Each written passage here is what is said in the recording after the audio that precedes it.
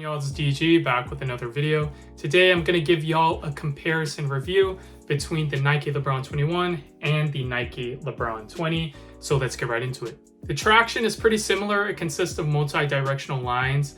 I've played in so many LeBron 20 colorways, but this was, I think, the latest colorway that I picked up, this Fab 5 colorway. They are both translucent. I'm going to give the slight edge to the 20s simply because solid rubber, translucent rubber, they just worked amazing on any floor. You do have to wipe both of these shoes from time to time, but I still think in my personal experience that the 20s win in the traction category. The main reason why I say that is because I didn't have as good of an experience with the 21s with this outsole at least. There's only one colorway out of this model, and this one consists of this very clear translucent rubber, and I did find myself having to wipe a lot, and I did slip from time to time. For the 20s, whether I played in a solid or translucent outsole all of last year, they just worked really well on pretty much every court that I played on. At the end of the day, both tractions are very good, but I would give the edge to the LeBron 20. In terms of the cushion of both of these shoes, you pretty much have the same setup. You got Zoom and you got Cushline. I'm going to give the slight edge, although they're pretty close, very almost equal. I will give the slight edge to the 21s simply because I feel like they just upped the ante in terms of the cushion in this model. Like, it just felt a lot more pronounced in the forefoot at least. I'm splitting hairs. I'm being very particular because when we're talking about two amazing performers, I have to do that, especially for a versus video. But I'm going to give the slight edge for the cushion category to the LeBron 21. I just felt a lot of compression and that court feel as well. Both of them are extremely responsive. I just feel like I felt a little bit more cushion. Again, I am splitting hairs, but I felt like a little bit more cushion for the 21s. Moving on to the materials, this one is a tough one, so I'm going to give it an equal tie. The reason for that is because the 21s feel more premium in hand, at least to me. This leather upper is very nice, feels very nice to the touch, and you have some embroidery, you got this design on the back. It just feels like a luxurious shoe. You even have the quilt inside of the tongue as well as Nike Sphere. For the 20s, you do have this fly knit upper, which feels so accommodating, very flexible to your foot, and overall this shoe just looks amazing. Performance-wise, I like both, but in terms of just how they play, I think the 20s are a little bit better for me personally in terms of materials, although I just like the premiumness and high quality of these as well. The 20s also feel a little bit more lightweight simply because it is fly knit and not leather. Other colorways do use leather on the upper like the Florida A&M University PEs, but most of them do come with this fly knit upper and it is pretty light. In terms of the fit, I'm going to give the win to the LeBron 21s just by a little bit, simply because I feel like the 20s fit a more snug all around just a little bit.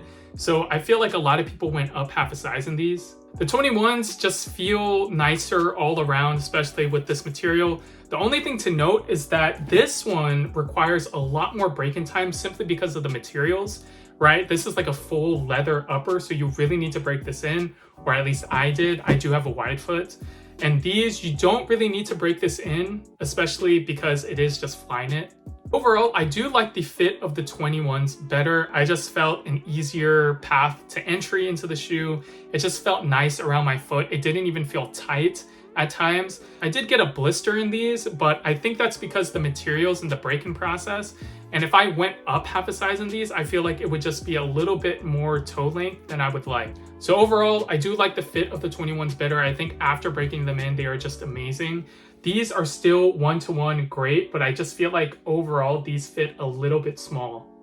In terms of support, I'm gonna give both of these a tie. You're not gonna really have any issues with these shoes. There's no heel slippage, there's no lateral containment issues. They just felt amazing. They both have like wide bases as well. One thing to note about the 21s is that it does come with fly wire underneath the leather. This shoe is meant to protect your foot. That's kind of the concept of this shoe. So the support is very good in this model, but overall I had no issues in either of them. Aesthetically, I'm going to give it to the 20s right now, but I've seen every single colorway of the 20s. We've all played in the 20s. We've just grown to love the 20s in general. So right now, to this day, I'm going to give the aesthetics to the LeBron 20. But the LeBron 21 is no slouch. I think it is an amazing evolution from the 20. It's a next iteration. Colorways, I feel like for the 21s will be better than the 20s, simply because the upper is not made of Flyknit, so they have much more of a canvas with this leather material to do colorways. In terms of the weight of these shoes, I'm going to give the win to the LeBron 20. They basically broke the mold and perception of LeBron shoes, where all of the LeBron shoes, people were just like, they're too heavy, but the 20s are just super light. The 21s are definitely heavier than the 20s in my personal opinion, especially when playing with them on foot. But at the same time, they're both very playable. You're not going to be bogged down of the shoe. But when we're comparing both of the weights, I'll have to give it to the 20s. So which one is my personal favorite? Right now, I do like the 20s more. I just felt like these were a little bit more lightweight and they just looked a little bit better. The 21s do feel like they have better cushion, and these are still a top tier, A tier, S tier type shoe.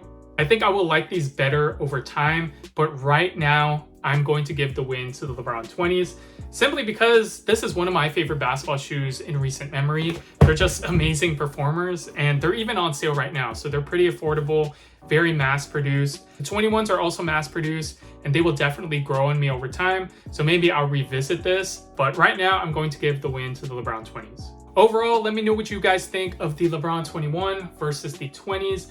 The 20s for me, again, like I said, are one of my favorite basketball shoes of all time at this point. I have almost every single colorway. The 21s are definitely no slouch, more premium materials in my personal opinion. Very, very great performer, very comfortable shoe, and just a luxurious ride.